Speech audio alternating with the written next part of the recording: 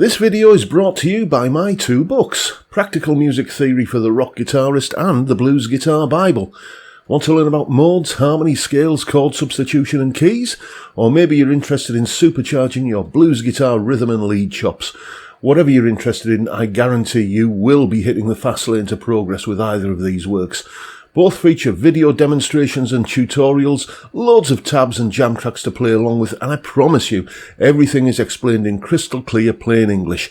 Check out the links in the description for more details. Hello chaps, welcome once again to John Robson Guitar Tuition.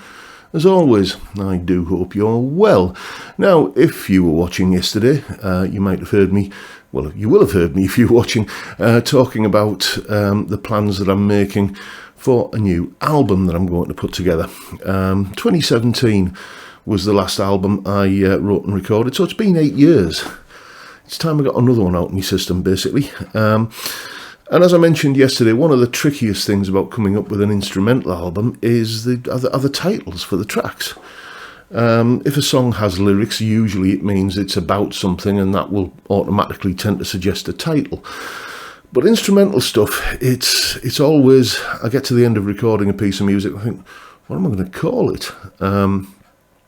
So I decided to do things a little bit back to front this time and came up with all of the titles first. And as I mentioned, as I say yesterday, all of the titles are the names of treats that our dog gets. Dougal, he's a half Labrador, half Lurcher crossbreed, and he's very spoiled, so he gets lots of treats. So I've come up with 10 names of his favourite treats, things like pig's ear and shapes and stag bar and all kinds of stuff. But today we're going to look at the piece of music that I'm putting together based upon the title of one of his favourite biscuits, which is a gravy bone. It's basically a bone-shaped biscuit with a gravy-flavoured coating, and he loves them.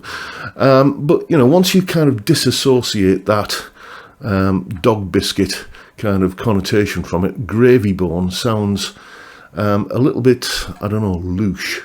And it doesn't take somebody with, or it wouldn't be an effort for someone with a mind full of double entendres and such like to come up with something a little bit, shall we say, risque based upon that. So I'm kind of heading in that direction with my thought process for what sort of piece of music it's going to be. And I'm thinking kind of, you know, kind of sleazy and funky and just a little bit you know, kind of, well, sleazy and funky, basically. And this is what it ended up sounding like.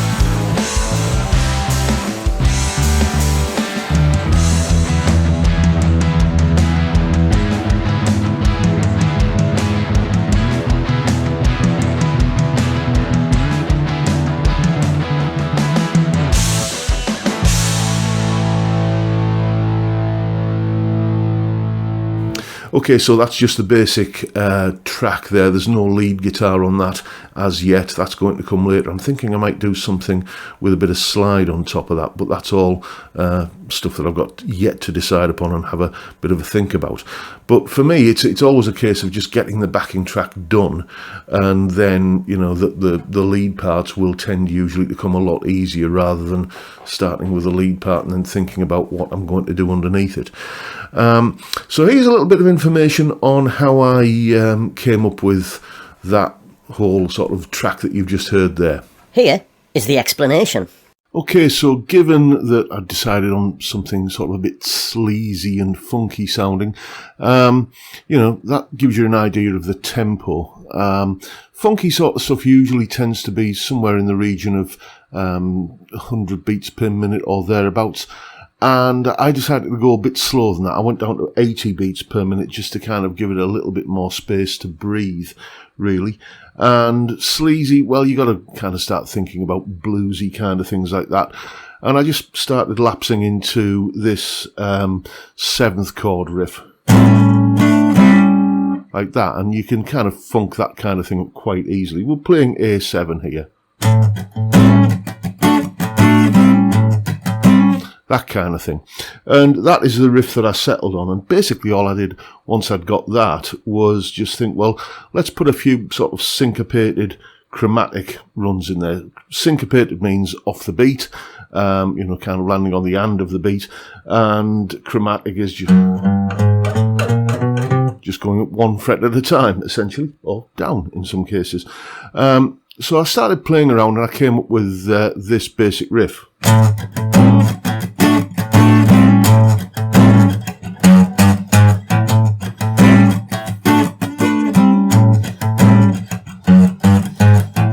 But it sounded a bit boring just always putting that same run in, so I thought, well, what I'll do is I'll alternate it. So the first time I'll go like that, and then the second time I'll go just kind of coming down a blues scale thing there, like that. Then we'll go back to the first one again. That there, which I tripped over there, but you know the one I mean. And then to round the whole sort of riffy thing off and give us a nice 8-bar lump that I can use as a verse, I'm just going to put in a longer chromatic descending thing, like that. So it ended up being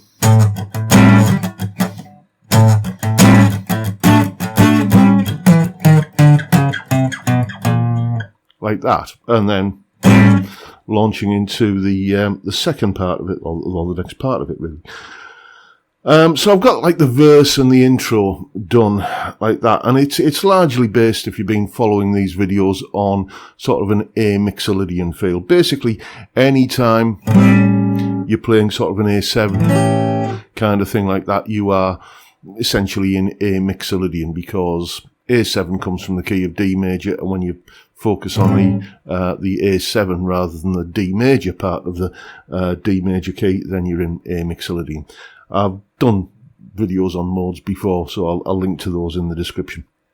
But basically I wanted to put a little bit of, you can't just do 4.5 minutes of that riff. So I want some sort of chorus section. And I thought, well, yeah, let's kind of step it up a little and put something a bit more punchy and power chordy in. So let's put a key change in as well. So I'm in kind of an A7 tonality for the verse section. Let's go to an A minor kind of feel for this part here. And let's use some power chords from the key of A minor. So I'm going to use a C, a G, and then just a little sort of A minor-y kind of riff. Like that, so you're getting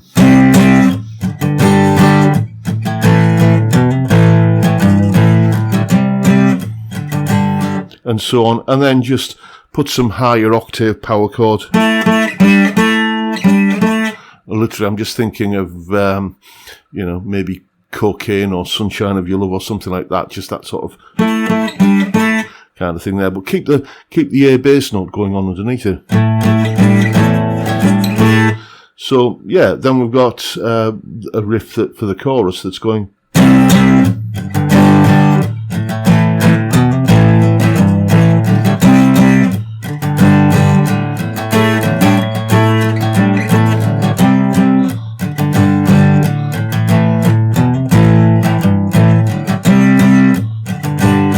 Then how to get out of it? Well, the old Hendrix 7 sharp 9 chord, you know, that one.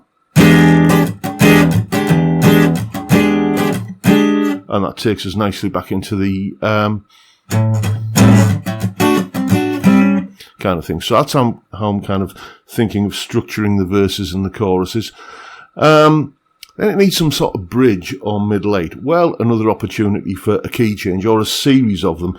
I think what I did here was I went, remember that A7 thing is sort of coming from the key of D major. We're not focusing on a D major chord there. As I said, we're focusing on the A7, which is giving us the Mixolydian kind of feel.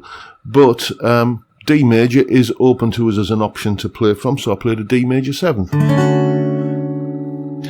And then go to a C sharp minor 7, like that. So we're getting 2 chords now coming from the key of A major. Then go to a C add 9 to a G over B, like that. So you're getting, as soon as I started kind of doing this, I started thinking, okay, wouldn't it be cool to kind of make the bass line walk chromatically down? So you're getting D major 7, C sharp minor 7, C add 9 to G over B, and then let's go down one step further and go to a B flat major 7th. There we go. And then go down another step to an F chord over an A bass, like that. Then a G minor 9, like that. And then I'm thinking I need to get back to that sort of A tonality again.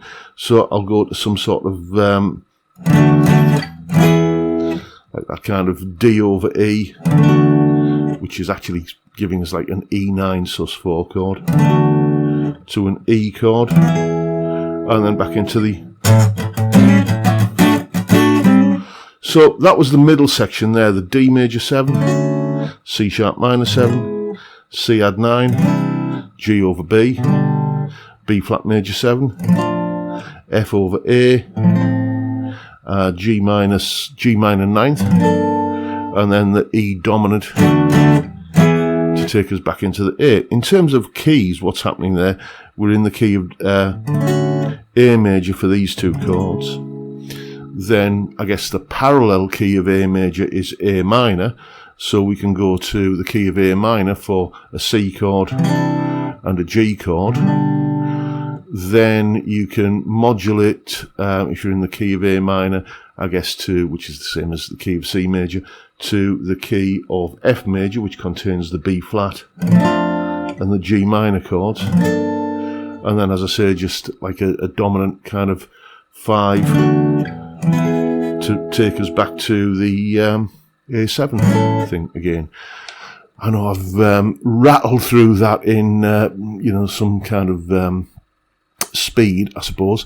But as I say, I've done videos on all of these topics here, modulations and modes and, you know, kind of bluesy 7th Mixolydian kind of things in the past.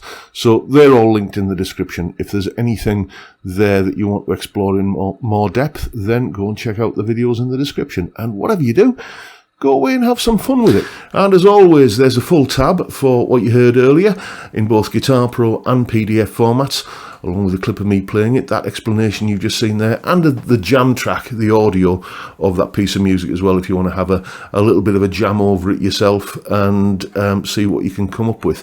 The finished track will, as I say, be included on the album Dougal's Treats. I've already decided on the album title. And there'll be a full tab for that when that's ready as well. And I'll probably do another video on doing the lead guitar part. But that is all I've got for you today, folks. Hope you found that entertaining and useful in some small way. And if that's the case, please hit the subscribe button and the notification bell if you haven't already done so. And why not drop me a like as well while you're at it. And don't forget the live stream every Friday, 5 PM UK time. We drink beer and talk about music and guitars and many, many other things. Beer and chat on a Friday. What's not to like about that? It's a great way to kick off the weekend, and I'd love to see you there if you can make it. But for now, I'll bid you all a good day and say thank you so much for watching. Thank you for your time. Look after yourselves, folks. Stay well, stay safe, and above all, stay sane.